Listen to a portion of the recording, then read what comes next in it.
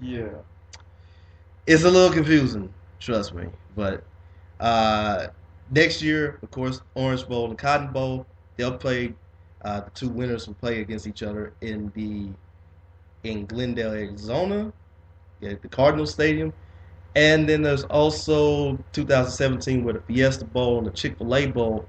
Those two winners go to Tampa Bay to play for the national championship game. Uh, Also, here's how the tie-ins are going to be too. The Rose Bowl is still going to be Big Ten, Pac-12 in the years that they don't have the semifinal games. The Sugar Bowl is going to be SEC, Big 12. The Orange Bowl is going to have the top in the ACC facing against either the SEC runner-up, Big the Big Ten number two team, or Notre Dame.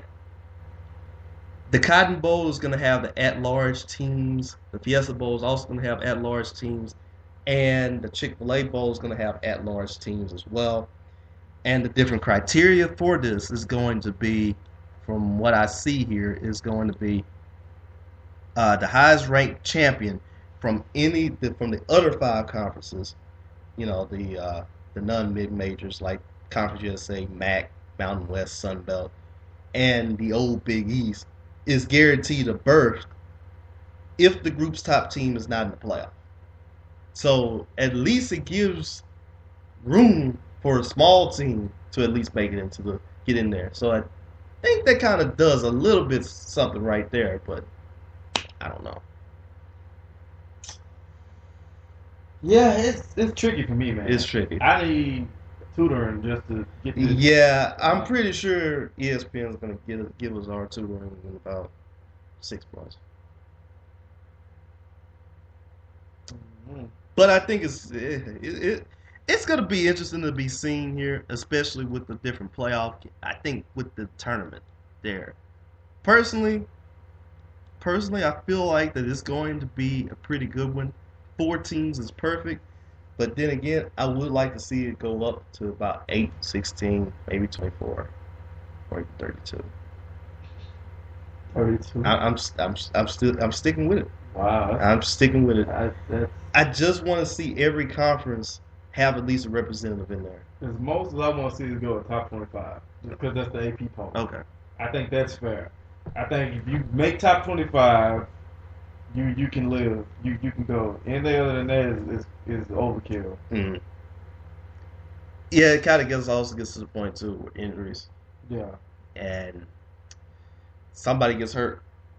God forbid, but if somebody gets hurt, let's just say A&M is there, and let's just say Manziel gets hurt, and they play against some first round Joe Smo that they still blow out, but guess what? Their next matchup is probably going to be even tougher.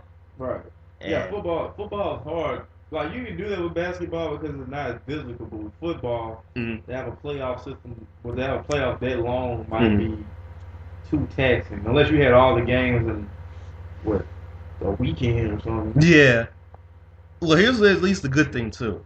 All the other low bowl games, the non-prestigious bowl games and stuff, from my knowledge, they're still gonna be there. Yeah. So then that means the lower seeded schools or lower schools can get those bowl games. Yes. And you get money and things like that. Right. And I'm glad. I'm glad for that because nobody wants to see those go away either. Well, maybe some of them, but nobody wants to see. Nobody wants to see all of them really go away because I think there's still some pretty good ones, like you know, and stuff. So, but we're gonna see, and the selection committee has already said they kind of don't want to see rematches. So, you know, all eyes on everybody here. Where we got a lot of people that at least have some football knowledge, some schools knowledge, and some pretty good people. But at least some of the notable people that are part of the selection committee are Tyrone Willingham, which yes, he's in that committee. Condoleezza Rice, Tom Osborne, Archie Manning, Oliver Luck, Pat Hayden from USC, Barry Alvarez from Wisconsin. So at least there's some knowledgeable people that's there that can at least try to do something here. So we'll see what's going to happen here. So we'll go ahead and take ourselves another little break, and pretty much we'll go right out. Oh, and I guess we'll go ahead and take ourselves another little break, and we'll just talk about the NBA and some of the matchups that happened tonight, especially one of the matchups that we saw on ESPN where the Mavs played against the Spurs, and yeah, the Spurs beat them. So we'll go ahead and take ourselves a minute break. We'll be right back.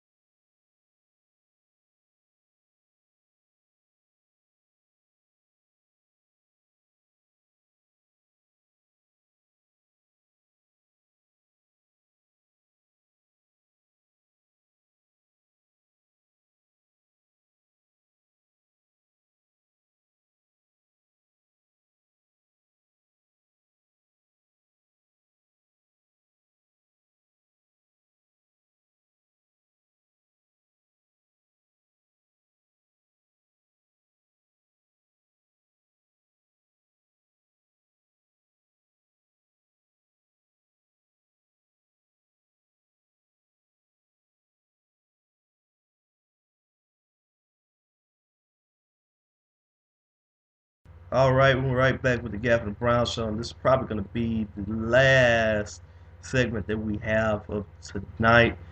Talking about the NBA that's happening right now. We have some pretty good games tonight. The Raptors beat the Pistons 112-91. We also had another game that was on ESPN earlier where the Spurs raced away against the Mavericks 112-90. The Hawks beat the Pacers 97-87. The Nets are beating the Warriors in the reigning seconds of that game 100-98. The Wizards are beating the Pelicans 91-75. The Rockets are beating the Lakers, of course, 95-77. And a game that's on ESPN right now. The Suns are beating the Timberwolves 27-23. We also have the Magic, Trailblazers, and the Celtics and the Clippers playing against each other for some of the late games. At that, also coming up will be tomorrow. I guess that's going to be on TNT. Heat, Knicks, Thunder, Nuggets. Fairly good games. Maybe not the big one. Yeah. Now, they might come out to play. I don't know. Then again, they might not here. But I guess also what's going on with the NBA here. The Bulls decided to trade away Luol Deng to the Cavaliers for Andrew Bynum, which they cut him. Salary dump. What do you think about this move for both squads? Well, it helps Cleveland, of course, because they need a veteran who can score primarily. But at the same time, it shows that Chicago's in full rebuilding mode. Nobody's safe. I don't blame him for doing it. I mean, Derrick Rose really can't depend on his health. It's unfortunate, and you got too much money tied up in Carlos Boozer. Mm-hmm. Right now, Noah's the only guy that's really, you think you might have in the near future. So I see why they let Dan go. They gave him an offer, take it or leave it offer. Right. I mean, so. And yeah, this is kind of one of those unfortunate ones. But yeah, basically there's that. But I really think that again, they had to do it. They kind of had to do it. I mean, I don't think they were going to go anywhere. They were going to hover around that 5 to 8 seed and really that bad Eastern Conference, and at least try to get yourself into the lottery and at least help yourself out there.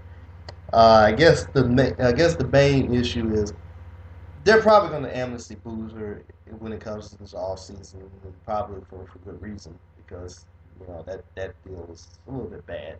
Unless they can get somebody to take it off their hands, which I don't think that there's going to be nobody that does that unless they're dumb.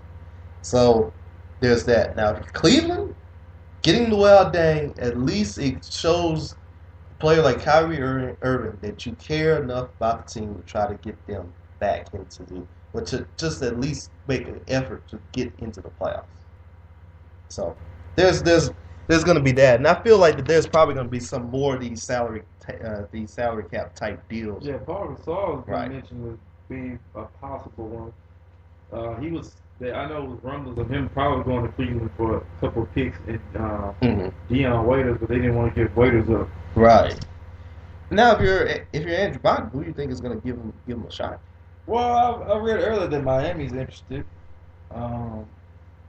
Maybe the Clippers, but there's no guarantee. I think it has to be a veteran team. Those two teams are probably going to be it.